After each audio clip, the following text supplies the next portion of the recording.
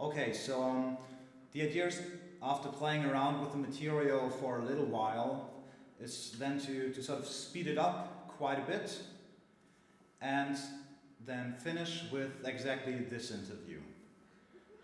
And because I think it's a bit silly to stop like this, or I think it needs some sort of a bang at the end, or like a repetition of some sort, the approach is to have one fast sequence of events, then have the word hello blend in for the final time, then have a click sound, and that should be it. And the fast sequence of events would be this.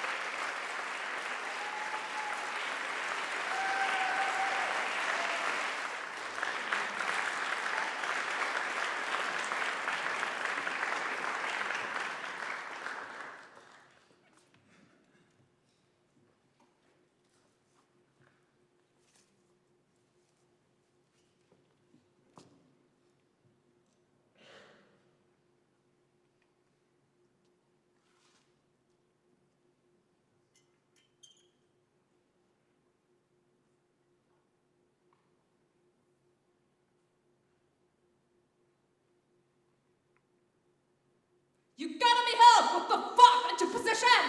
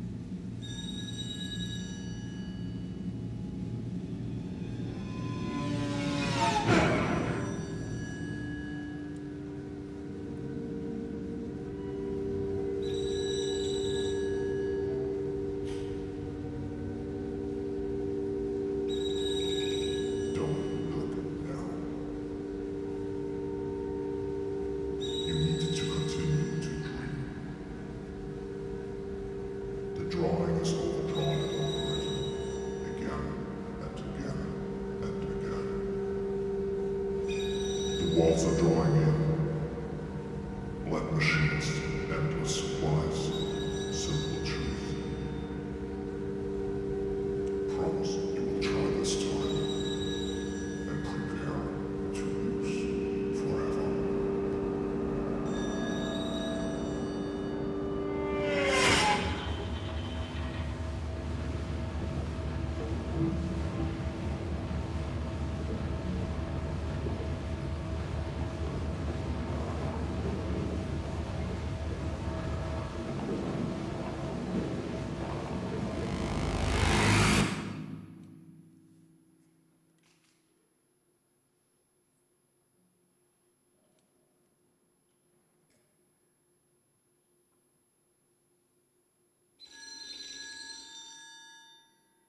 You have been here before, in a dream.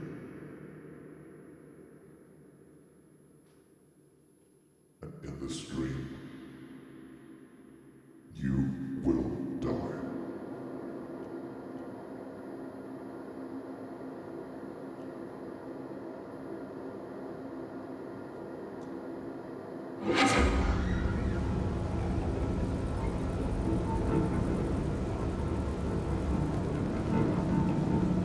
Just when you found it's good. Now that you feel it, don't.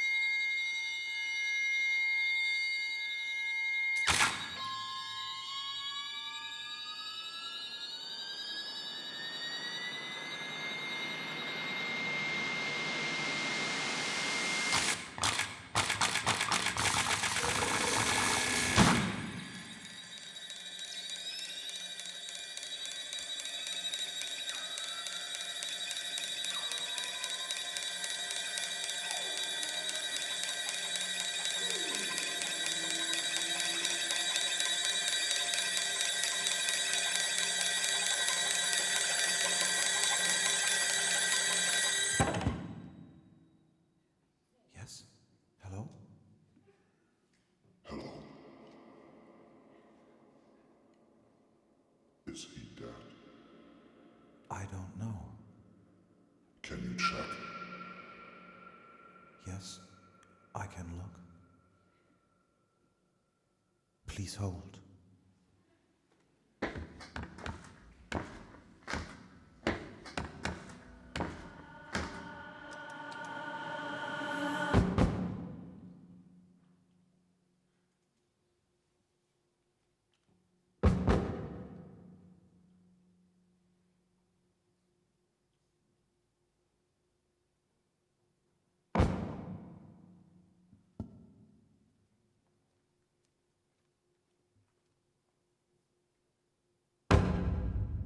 Have you made a list? Of what? Of everything. It's amazing what devices you will synthesize.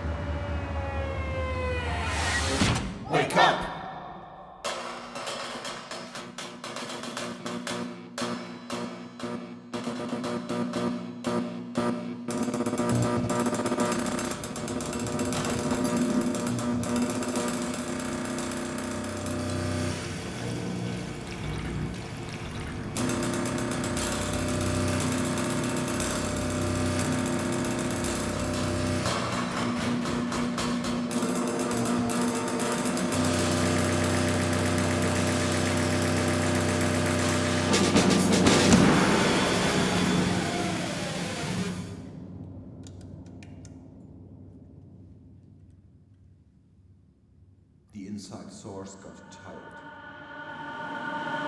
Hanged himself. No sleep for the department tonight. You'll get paid in the morning.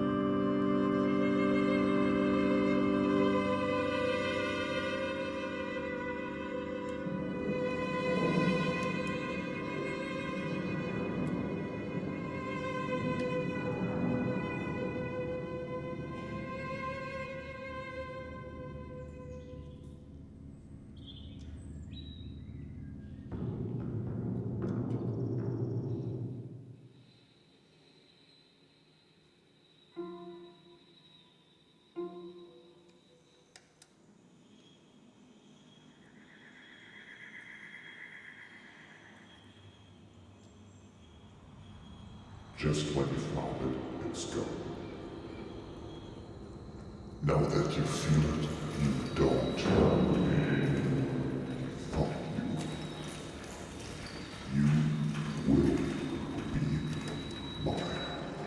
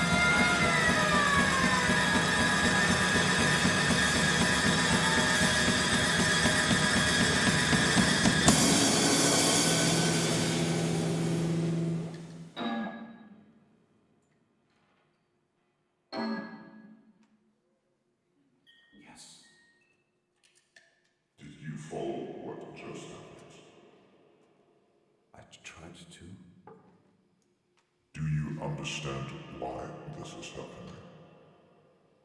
I'm trying to understand. That is not good enough. If you need help, then take a look at this.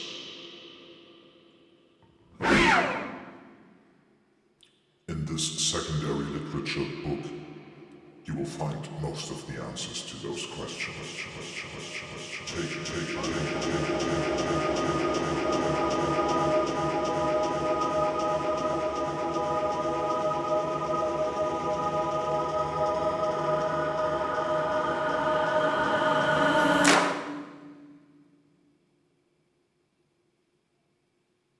When I told you those things, I was lying.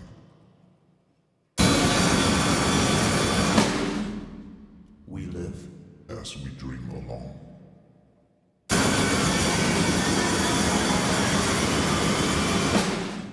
You rush. You press yes to forget anything. You regret, you love, you hate.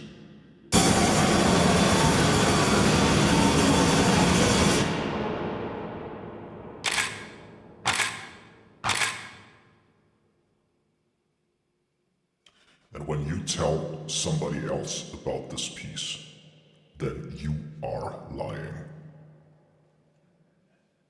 Just forget everything you just heard.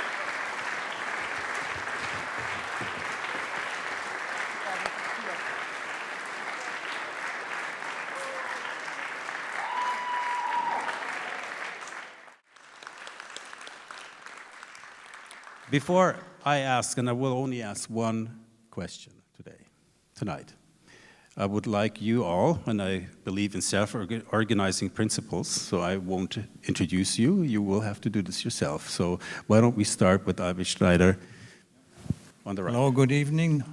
I'm Albrecht Schneider. I was professor of systematic musicology in Hamburg University, and I'm retired by now. Hi, I'm Trevor Pinch from Cornell University. I'm in the Department of Science and Technology Studies. I'm also a musician. I mainly write about the early days of analog synthesis, Robert Moog in particular, the Moog synthesizer, but I occasionally dabble in digital stuff as well. So, I'm John Chowning. I was first in Hamburg in 1974, I think, to visit Ligeti, whose legacy is a great one and about whom we'll give some thought, I'm sure, in these days. I'm Martin Supper, Berlin University of the Arts. I'm responsible there for electroacoustic music and sound art. My name is Charlie Steinberg. I'm founder or co-founder of the same named company, so-named company, makers of Cubase, Nuendo, Wavelab, and so on. Yeah, enjoying very much to be on this panel. Thank you. My name is Kilian Schbohn. I'm teaching electroacoustic composition in Bremen and was just asked about 10 minutes ago to participate because Manfred Starnke couldn't come today. Yeah. Thank you. So, John, I have a question. You've been around for some time, and you have been instrumental in a lot of important developments in computer music. In the 1970s and 1980s, I would call this the golden age of computer music because we were full of expectations and hopes, and it was exciting to be around at the time. All these centers were created, and people were asking a lot of questions and getting a few answers. And so if you look back, like 30, 40 years now, do you think 50 years? Do you think mission accomplished? We did what we wanted? Or what are the prospects? What is to be done? Well, we don't turn off music, of course, and I guess I've always felt that composers and researchers in the environments which we have created work together in ways which were unprecedented before computer music. I don't think there was ever an age in the history of music where there was such a rich and tight relationship between real music research and music composition. I think of someone like David Wessel, with whom George had worked, and he was a drum student of mine once at Stanford. I think he first made contact with computer music when he was finishing his doctorate in psychology and at Stanford, and halfway through we met. He looked at what we were doing, 1966, and asked his advisor if he could switch. And his advisor, Professor Eastley, I think, told him, look, just finish your degree and then you can do what you want. And he did. And I think of David as being one of the most important kind of bridge people between science and the art.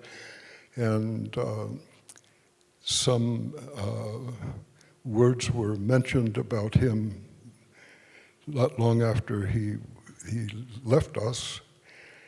And the words were, David was the conscience of music in the world of science, and the conscience of science in the world of music. And I think that kind of person who had such extensive, rich background and knowledge in both music and the sciences is a kind of a model, I think, of what we live with. And I only knew David. There may be hundreds, and I suppose there are. But he was of my generation, and I think that's a unique relationship in this particular field.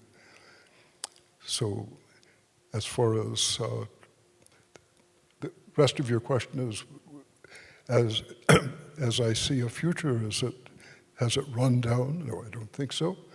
I certainly, in my lifetime, will never finish the ideas that I would like to pursue in my own domain. So I suppose that's true for most everyone. And they're big questions, they're little questions, but we are always chasing questions, and that's a wonderful thing. Thank you. Trevor, from the perspective of 2016, when you look back at what Max Matthews and John Channing and all the other great researchers, Jean-Claude Risset, have done, we have now 50 years, as John pointed out, to look backwards and to actually analyze the things that have been done. And do you see some sort of a change of paradigm recently? Did computer music change? Did the whole scenery change? Did people change? I mean, I'm thinking of the fact that nowadays people can have their studios at home. They don't have to do research like, I think when you started, you had punch cards. So how do you look at it as a person who is involved in history and aesthetics of digital instruments? And well, I think, first of all, that's a great question. And as a historian, we can see some trends, but the field has changed in a dramatic way. It depends, of course, what you define as computer music. I mean, if you mean making music using a computer or some sort of digital device, the field has expanded enormously, and one would say, is it a field anymore, in the sense that everyone can, these days, my younger daughter can, get on GarageBand, and that's using her Mac to make music and do it in a new sort of way.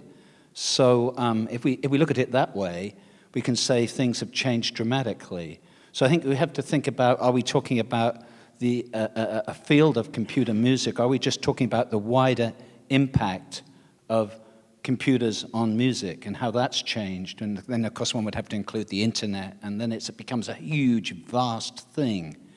For me, I think that I write about the earlier Moog synthesizer, which is in the 1960s, before John got going, and well, Max was going at the same time, of course. And I think that for me, the things like analog synthesizers are crucial because they enable us to make new sorts of sounds in new sorts of ways. And of course, that's always been true of any new instrument that will make new sorts of sound. But the fact that then it can be tied in eventually with digital computing, with MIDI, and with storage devices, and then eventually with the internet, one would have to say, if you put all those things together, and then the huge user access that you get, that there's a paradigm change in that sense, and who has access to it. And of course, in this period, it's very complicated because the music business itself, if you include that as part of it, has changed dramatically as well. So I think it's a complicated story. But the interesting thing is that it's still fun for an awful lot of people, and maybe and it's a creative enterprise, and it's enabled more. Moog himself used to talk about music as becoming, with synthesizers, more democratic, and we have to think about what that means. But in the sense that it means more access to more people, that definitely has been the change, I would say. Yeah, wonderful. Question to Charlie Steinberg. You actually put these products out there, You didn't just develop them, but you put them out there, you marketed them. So how do you look back towards the early beginnings of your work? Well, I can only agree. We have a very high diversity of developments since that time. And I was discussing with John that we would never have expected this to happen.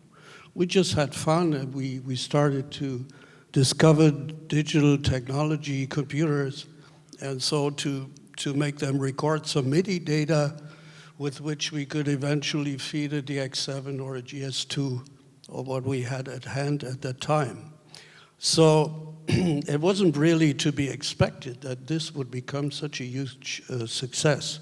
And not only has music come to a high level of diversity, you have all sorts of music, not only distributing but also consuming. Everybody can hear any music. And if you look at what a DAW does, it merely records the events, and as such, it is widespread from anywhere, country music to whatever underground techno, what have you. So that's a great thing because it unites people very much. It gets everybody to be able to listen to whatever music he wants and to produce music, which is what you said, the democracy of production of music. And I think that's where we've been a part of. Actually, even our competitors come from Hamburg, so we used to work together initially, and it's great to see how this has developed in such a great way. And today we're even more, it's evolving ever more, and that's just great. It's still big fun, as you said. I have a question for Albrecht Schneider. I remember seeing each other like a year ago, a year and a half, and you made a very, very interesting statement. I didn't forget that. When you said something like, well, you can't reproduce these curves in psychoacoustic experiments that people were leading in the 50s and 60s. You said, there was some sort of standardized or more reproducible result in the 1950s and 60s, and nowadays, if you reproduce them, the curves are all over the place. Did I remember that correctly? What does this reflect? Does it reflect that the people really have diversified? Yes, what you see today is a total diversification of students in regard to their musical background. This has completely changed from the time when I was a student, late 60s, early 70s, when you were expected to play piano and you had to pass a test in sight reading music and such things. And nowadays, typically you have students with backgrounds from rock, pop, ethnic music, because some of them are migrants, have come from various countries and cultures. And so this has completely diversified to the result that if you are doing experiments even on pitch or on harmony or something, you typically will have a distribution which is flat, so you have no real mean anymore, and the variance is extreme. Extreme variances in samples of subjects with low means.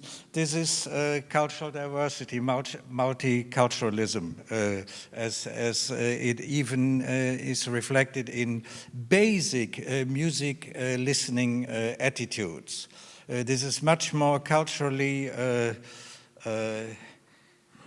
influence than we were ever thinking about maybe 30, 40 years ago.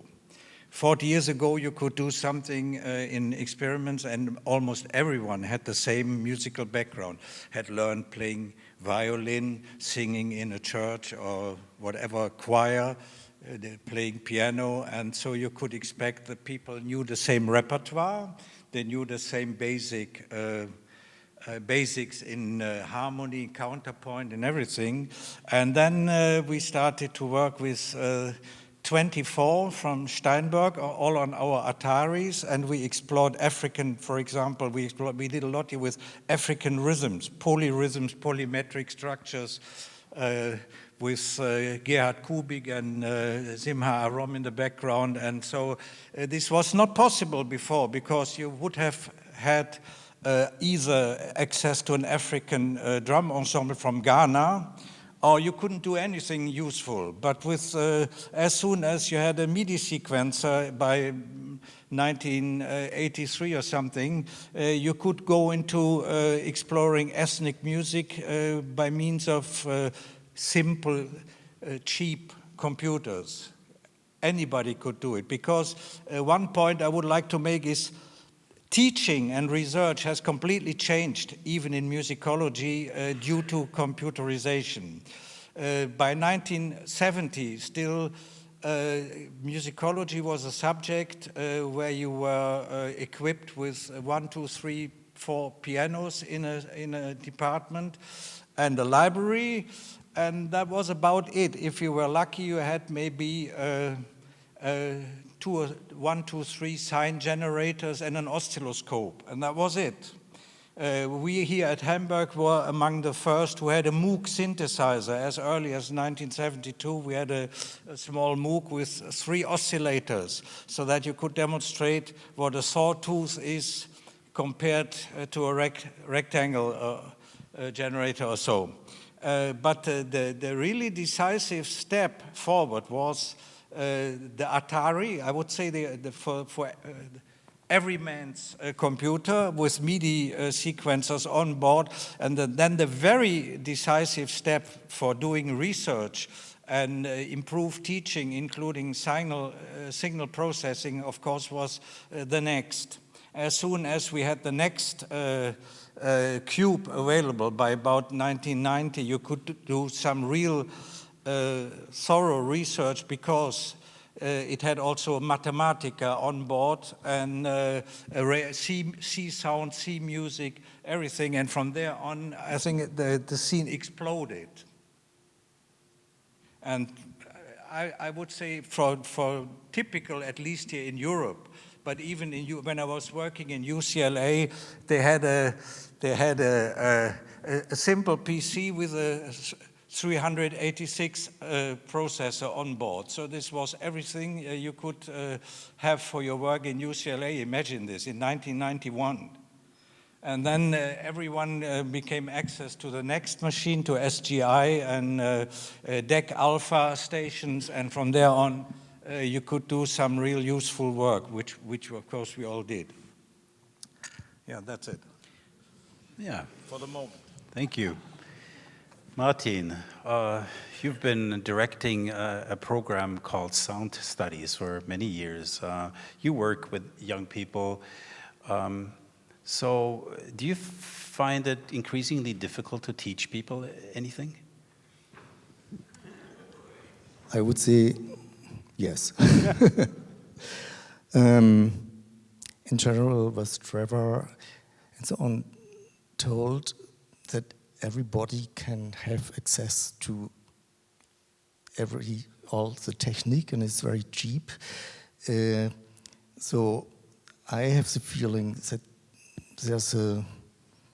the output is going more limited. So maybe if I cite Pierre Boulez, he always compared music with architecture and said in older days human beings were built the first houses, and they were on wood and later on stone, and much later there was a possibility with a new material, with glass, steel and concrete, and because of that new material the architect has to be responsible to create new forms, new things which wasn't possible before. And so I was twice in charge of a large jury, Ars Electronica. I had to listen 812 music pieces. And in the ICMC 2000, I had to listen 614 music pieces.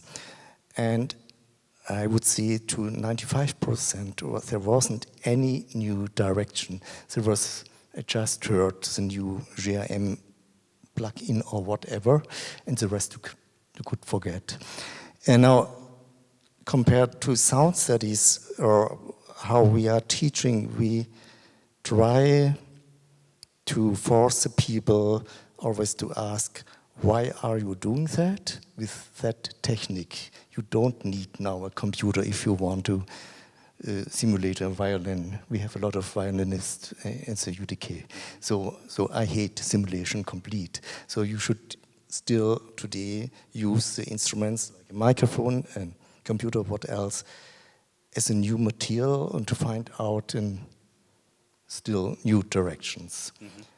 And I think at the moment there's a break point. I did twice a seminar with Kirsten Riese, maybe you know her, a composition on old electronic equipments. And it was overcrowded of students, and they did make fantastic things with old analog things. And I cannot tell you why, but that happens at the moment, so maybe. That's kind of like the retro movement. But basically what I extract from what you're saying, that people are can't see the forest for the trees. And is this an experience that you're also sharing, Kilian, that the students that come in at Bremen Arts Academy are very diverse, and because of that diversity, it's at least an experience which I made recently, that diversity, of course, makes teaching a challenge. So what's your idea about that? I actually also teach in different programs. So on the one hand, we have traditional composition classes, and on the other hand, media programs, where people with a media and programming background work with sound. So for people who grow up somehow in the traditional composition environment, and they learn to play the piano, and they study traditional settings, it's somehow more difficult to make them use the computer in a characteristic way. So to get them away from using the computer as a substitute for something else. Whereas for students with a different background, they often have more freedom in thinking in a more characteristic way for the computer itself. So they have more this generative ideas, things like that. They are used to dynamic web interfaces and things that are done with algorithms somehow.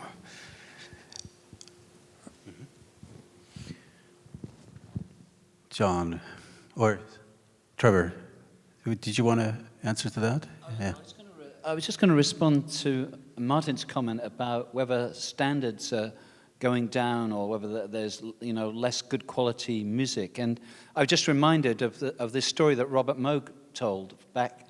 So this album, Switched On Bach, comes out, a huge Wendy Carlos album, all done on the Moog synthesizer. And then everyone is into playing the Moog synthesizer. And some of the most dreadful albums, every genre of music becomes switched on. And you can buy these on eBay, Switched On Country. There's 3 Switched On Santa albums. And the quality is not great. Moog Spanier is supposed to be the worst one, apparently. Legend has it. So when you have a new way of doing something, I think historically it's always been the case that it doesn't necessarily mean that it's going to be higher quality work just because it's a new way of doing things. It'll be different, but there'll also be lots of stuff that we maybe, and these are all relative judgments, that we would consider not the best. But I think that's always the case when you have a new way of doing something. I don't know if Martin agrees with that, but we're just going to throw that out. Yeah. Albrecht. I have a question to John. When you started with the timbre research with Andy Moore and John Gray and so on, was it also because at the same time the multi-dimensional scaling algorithms had become available to musicologists, and because you had Roger Shepard, so to speak, in the neighborhood? Did it play a certain role that you had in Stanford experts for MDS along with your own interests in timbre and sound research? So John Gray did his PhD with Roger Shepard,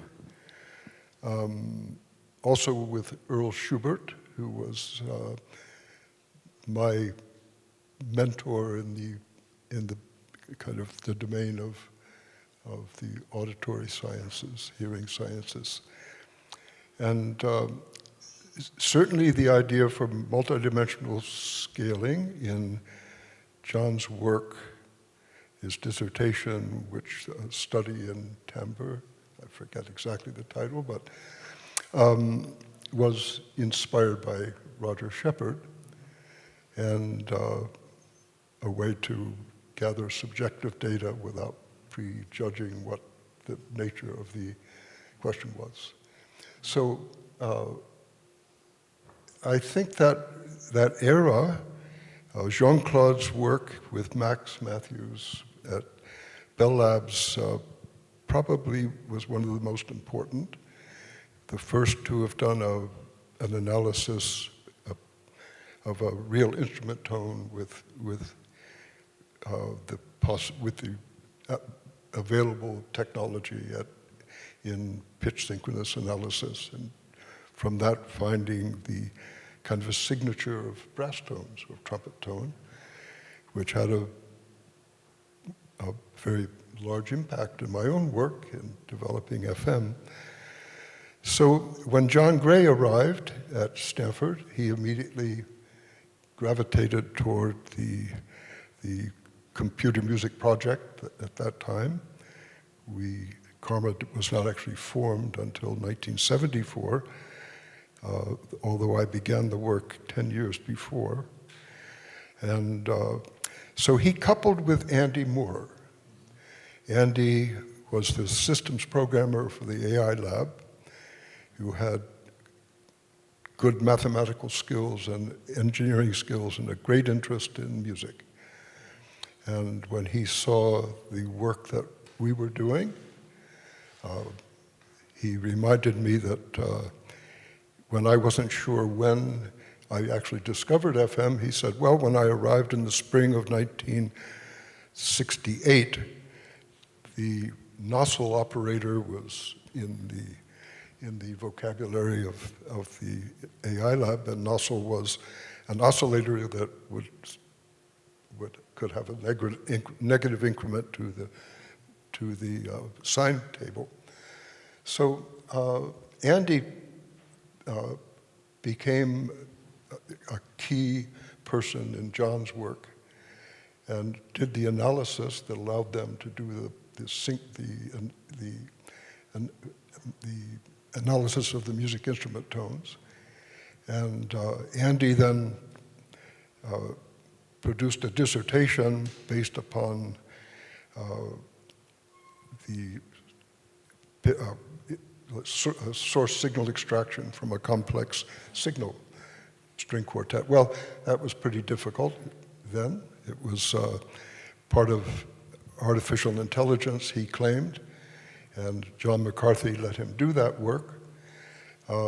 He had to cheat. He had to find out what the score was before he did the analysis. But like all of our artificial intelligence, the problem is very, very difficult, and it produces lots of dissertations and probably is still on the horizon as far as real success, sort of like timbre research. I think John Gray's work was seminal, had a great impact on David Wessel, and since those years, I think there have probably been a dozen dissertations on study of timbre. But it was an enormously rich period, there's no doubt about it. And lost in that history was a researcher, I think, at the University of Utah, who did some very elegant timbre work. Maybe it became a commercial endeavor that never surfaced in the world of publications, so no one knew much about it. But there was certainly some very important contributions that were made by people often who had no business making such contributions if we were to judge from their academic credentials. Marc Lebrun is a wonderful example, the wave shaping. His father brought him to me when he was about 16 years old, kind of lost in the haze of the hippie era, and his father in despair said, he's interested in music, and do you think there's anything that he could do with at the AI lab, the music project at the AI lab? And I said, well, I don't know. We were open, we were free.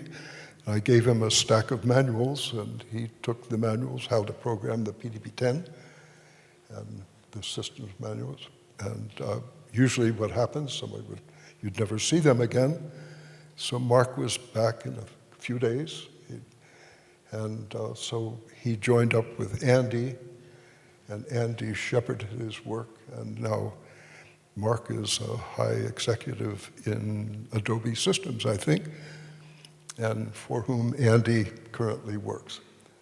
So those were amazing times. He was part of the Free Computer Center, I forget the exact title, but in Menlo Park. That was Mark's beginning. And this was kind of a major event in his life, and I'm sure in his father's as well. Charlie, when I contacted you a few months ago about this round panel discussion, I remember you saying that John Chowning's work also impacted you. Could you say a few words about how this early research that was done, like by pioneer people, by these key figures in the computer music scene, how it inspired you to do your work, the work that you've done that led to this company and the products that are being put out? Yeah, it certainly had some impact. Also reading some books from the S.T.R.E.A.M and all the researches that had been done there by you, by Mura, and starting to understand Fourier transforms and all that stuff. And it was kind of like a sidewalk, because we were facing other struggles. We had to do the dirty work, if you like, because going from MIDI to audio was a big thing. You couldn't just record audio like you're very much used to, even on your mobile phone today, but that had to be done. And then we had all these platforms. We were going from recording and playing back MIDI on a C64, then to the Atari, and then we had the DigiDesign audio engine to have the first audio recording and playback. The Yamaha CBX, the Atari Falcon came along, and all that helped to develop and get what we did for MIDI to do with audio, but that was quite a lot of work. So what I'm trying to say is there wasn't so much time for doing the fancy development into sound design, which was always very challenging and very fun. When we started, I think it would become true with the Power Macs, when you could do DSP stuff on a regular CPU. And then it became very interesting. FM was a big thing. We started to experiment with that. And eventually, somewhen we developed VST instruments.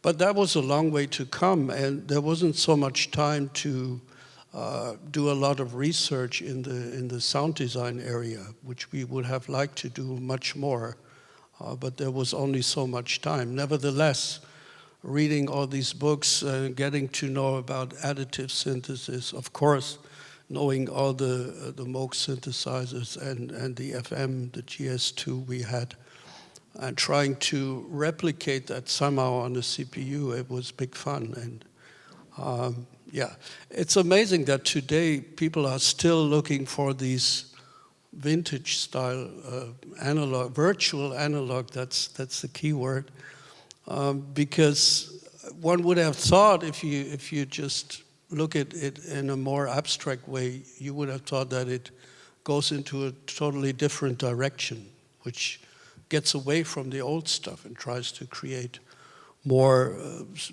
new stuff that doesn't look like an old analog sequence, but it still does. And it's But there's still a lot to come, I also think. I'm also still looking into things like still additive synthesis is a big challenge because it does have the promise of giving you something that the artist wants, like a painter, to deal with sound, like with colors. It's just a big challenge to get the face business done, and it's a big challenge to get a user interface which allows you to deal with the very complex issues and at the same time have an easy access to a lot of data. It's also quantitatively very challenging. But yeah, and at that time, these were the only resources we had. And like FFT was a thing that would only work on huge computers. And when it became apparent that that would be possible on a regular computer, still expensive machines at that time, but yet they could do that, that would open many, many new doors. Great thing.